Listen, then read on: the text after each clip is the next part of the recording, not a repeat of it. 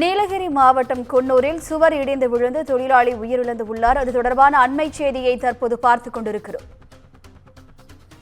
நீலகிரி மாவட்டம் குன்னூரில் கட்டுமான பணியின் போது சுவர் இடிந்து விழுந்ததில் தொழிலாளி உயிரிழந்து உள்ளார். கூடுதல் விவரங்களை செய்தியாளர் அன்பழகன் வழங்க கேட்கலாம்.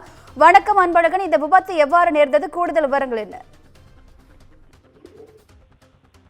வணக்கம் வினிதா. நீலகிரி மாவட்டம் குன்னூரில் டைகர் ஹில் பகுதியில் தனியார் ஒருவர் வீடு கட்டுவதற்கு பழைய வீட்டை இடித்துவிட்டு புதிய வீடு இடிக்கும் பணிகள் நடந்து வருகிறது. இந்த நிலையில் இன்று சோலாடா மட்டம் பகுதியை சேர்ந்த முருகையா வயது 35 என்பவர் வழக்கம் போல் கட்டுமான பணியில் ஈடுபட்டு வந்தார்.